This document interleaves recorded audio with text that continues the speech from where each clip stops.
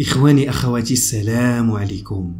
إذا كانت السماء فيها قمر واحد فالسماء المغربية فيها بزاف ديال الأقمار، بزاف ديال النجوم كتزين السماء ديال هاد البلاد. ومن الأقمار المغربية اللي علات في عينان السماء وعلات معها الراية الوطنية واحد البطل الله اعلم ما كيعرفوش المغاربه بزاف، ولكن اللي كيخصكم تعرفوا هو ان هذا القمر اللي كنهضروا عليه اليوم عنده اكثر من 20 براءه اختراع وازيد من 50 اصدار علمي، وحصل على شلا جوائز وميداليات عالميه في مجال الابتكار. البطل ديالنا تولد في مدينه الدار البيضاء في 10 شتنبر عام 1990، وهو شاب متخصص في مجال الالكترونيات الصناعيه. بحال جميع المغاربه العاديين تلقى التعليم ديالو في ثانويه الخوارزمي في الدار البيضاء، وحصل منها على شهاده البكالوريا في شعبه العلوم والتقنيات الكهربائيه سنه 2010. بعد ما حصل على البكالوريا التحق بجامعه الحسن الاول بسطات وحصل فيها على شهاده الاجازه في الهندسه الكهربائيه سنه 2013، ومن بعد واصل الدراسه ديالو وحصل على شهاده هندسه الدوله في الالكترونيات المدمجه والاتصالات من نفس الجامعه سنه 2016 وبتقدير جيد جدا لانه كيعشق هذا المجال اللي تخصص فيه. البطل ديالنا هو المخترع انيس كرامه. انيس من بعد ما حصل على شهاده الهندسه التحق بشركه مغربيه لتنظيم التظاهرات، وكان هو المسؤول الاول على راس اول نظام تسيير مهرجانات مغربي 100% اللي تم اعتماده من طرف عده مهرجانات بحال مهرجان الموازين ومهرجان الموسيقى الروحيه سنه 2017 و2018.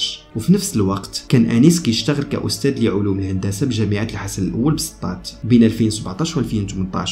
وكان انيس في 2016 شارك في المسابقه الدوليه للابتكار اللي نظمتها افيا في تورينو الكنديه، وكان اول مغربي كيشارك في هذا المهرجان. في ديك الوقت قدر انيس يحصل على 2 ديال الميداليات الذهبيه كاحسن مشروع في الدوره بخصوص الابتكار ديالو ديال المقبس الكهربائي الذكي اللي كيحمي من الصدمات الكهربائيه ومن الحرائق الناتجه عن انفجار الهواتف. وفي نفس السنه قدر انيس ايضا يحصل على المرتبه الثانيه في المهرجان الدولي للابتكار بمدينه سيول الكوريه الجنوبيه بعد ما كان التباري بين ازيد من 750 مخترع، وكان هو اول مغربي عربي مسلم كيوصل لهاد النهائيات.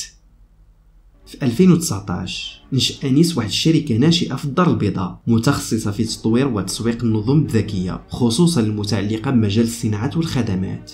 وفي ابريل 2021 تم تتويج انيس كاحسن شخصيه شابه بالمغرب من طرف منظمه GCE العالميه في الصنف ديال التكنولوجيا. وفي يونيو من نفس السنه تمكن انيس من خلال الشركه ديالو من تطوير اول نظام تحكم في الاشارات الصوتيه للمطارات بصناعه مغربيه 100%، وهادو هما الناس اللي خصنا نفتخروا بهم ونمولوا المشاريع ديالهم. انيس كما سبق وقلنا في البدايه عنده أكثر من 20 براءة اختراع وأزيد من 50 إصدار علمي، وساهم بشكل كبير في ابتكار مشاريع للحد من انتشار فيروس كورونا من خلال مشاريع وأنظمة كتستعمل في التعقيم وفي الكشف عن الفيروس. ومن الابتكارات المهمة اللي قدر أنيس يوصل لها المقبس الكهربائي الذكي اللي كيحمي من الصدمات الكهربائية ومن الحرائق الناتجة عن انفجار الهواتف. وإلا كنتو كتذكروا القصة ديال الطفل عدنان اللي تم اغتصابه في مدينة طنجة، فهاد القصة أثرت على أنيس وخلاته يتضامن معاه، وبالتالي يفكر في اختراع يقدر يحمي الأطفال من الاعتداءات والاختطافات. وكان هاد الاختراع هو واحد القميص ذكي كيقدر يحمي الأطفال من الأخطار.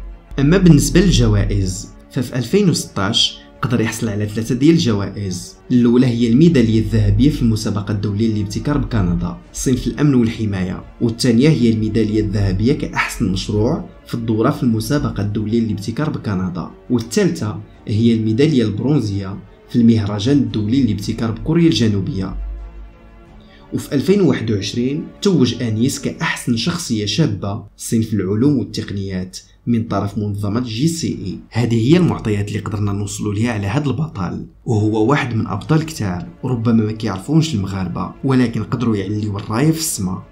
الى وصلتوا حتى لهنا حاولوا تفاعلوا معنا في التعليقات وتعطيونا الاقتراحات ديالكم، وعلاش لا دعمونا بواحد الاعجاب. واذا كنتم مازال ما شاركتوش في القناه فكيشرفنا انكم تنضموا لينا. خليناكم على خير.